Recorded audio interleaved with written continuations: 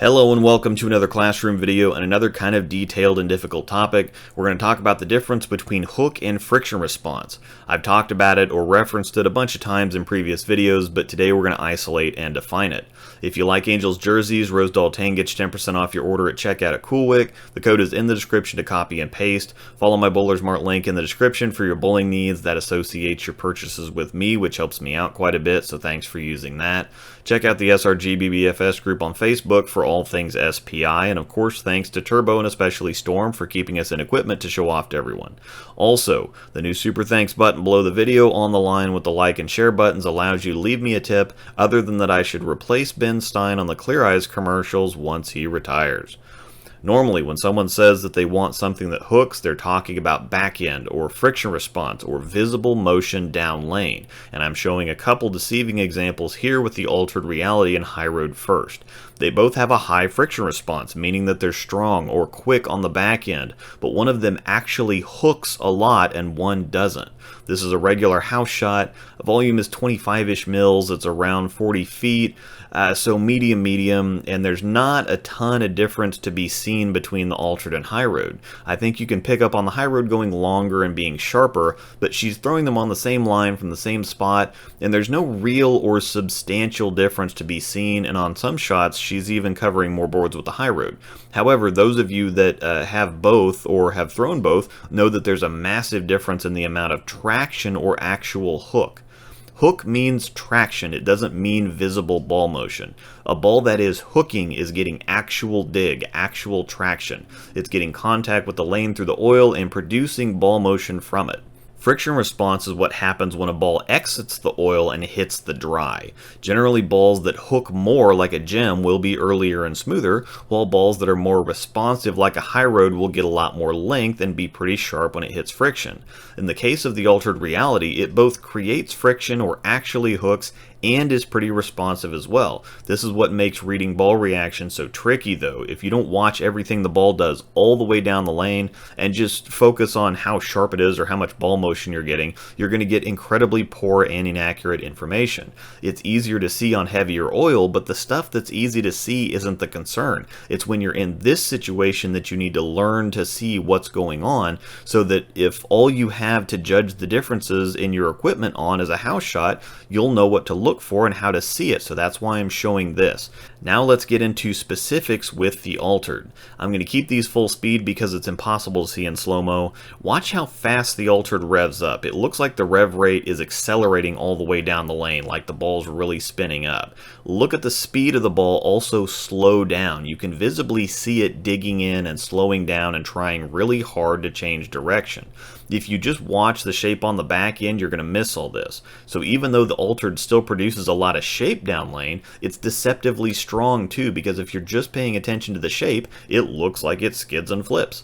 Now look at the high road. You should see a whole different story now. It flies down the lane. It doesn't rev at all in the first 30 feet, and it doesn't really even start doing much until it hits friction. Now when it does hit friction, it's really strong. It spins up fast, very fast response, but only once it hits the dry boards. It's a lot easier to tell with the high road where the dry is and where the oil is because of how strong it is on the dry and how smooth and weak it is in the oil. Let's go back and watch again.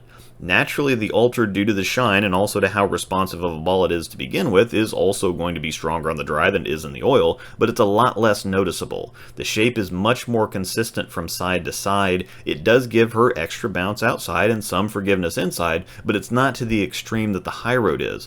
Her footage on the Phase 4 video shows the same. It responds very strong outside, but does virtually nothing when she tugs it.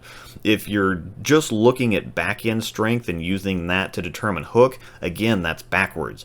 At basic surface value, the altered and high road don't look much different on the house shot, and if you're wishing I'd have shown stuff that's more visually different, that's not going to help you develop your eye, because once again, it's easy to see big differences. It's when things can kind of blend together like this that you really need to have that critical eye for ball motion. Back to the high road, watch it really peel off the dry on the outside and really sit when she gets it in.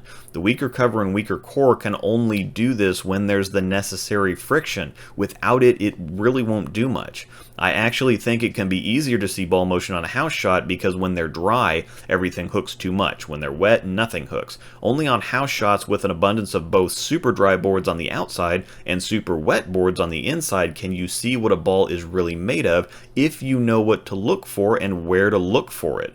House shots are designed to really help the ball get to the pocket. If you miss outside, dry boards for hook. Miss inside, plenty of oil to help the ball skid. Stronger balls will blend left to right more. Weaker balls won't, which is why medium strength balls like this or the Phase 4 look so good on house shots. Big hook on the friction outside, very little hook in the middle. Now I'm going to refer back to a previous classroom video and pull my Halo Pearl versus Halo Burn comparison, first looking at them on the house shot. This kind of makes the comparison easier to see so that you can understand the concept better. With the altered and high road, that's critical training for your eye for ball motion because that's a much more difficult situation to see the differences in, but that's also specifically the kind of situation you need to learn how to read ball reaction well in. Sure, they look fairly similar on the fresh, but once the lanes start to transition, you're going to get very different results out of the altered and the high road, and the reaction will separate substantially. So if you tend to find yourself consistently in trouble halfway through game 2 or the start of game 3, this is likely the exact problem. You get faked out in practice, you make a bad decision because you don't quite understand, and when the lanes transition, you're screwed. Anyway, so the Halo Pearl, which we just finished watching, and the Halo Burn, which we're looking at now, they have exactly the same everything except cover formulas. Both Pearl, same core, same layout, same surface, even very similar colors. But the Halo Pearl is E-Trax P18 and the Burn is Microtrax P18. Big difference in formula strengths. They look really similar on the house shot. Now with the eye training we did earlier, you might have been able to pick up the difference already. These two look even more similar than the altered and high road did, but once you know what to look for, you can see it and definitely feel it. It's easier to notice the difference when you're actually bowling versus just watching on a video.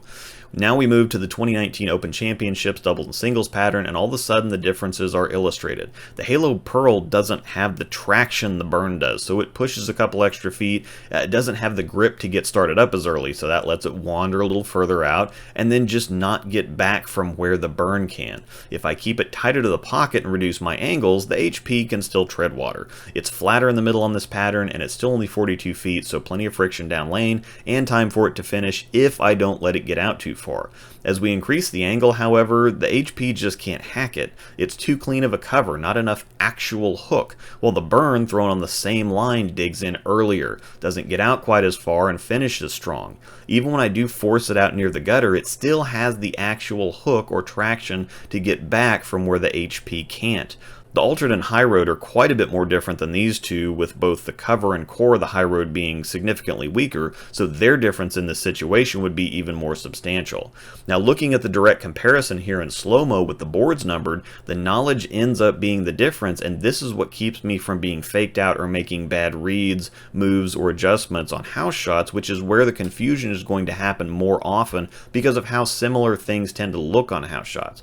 Being that my mechanics were always shaky as a righty and are still under construction lefty, knowing this stuff is critical to keeping my head above water because while I may not always throw great shots or throw good shots consistently, knowing what's going on at least keeps me on track with good ball reaction, which can help out tremendously and usually prevents disaster games. Hopefully this has helped you develop an eye for what's going on. I'll probably make a follow-up at some point, but no matter what I do to show stuff like this, you have to figure out how to see and apply it yourself. Most people have to figure this out on their house shot by learning core numbers, by learning cover formulas, and learning to see things that aren't easy to see. Once again, if you liked Angels jerseys, use my code Rosdahl10 to save 10% off your CoolWick order at checkout. Use my link to Mart to buy your stuff, really helps me out. SRGBBFS group on Facebook. Thanks Turbo, big thanks to Storm. Thank you for watching, and may the strikes be with you.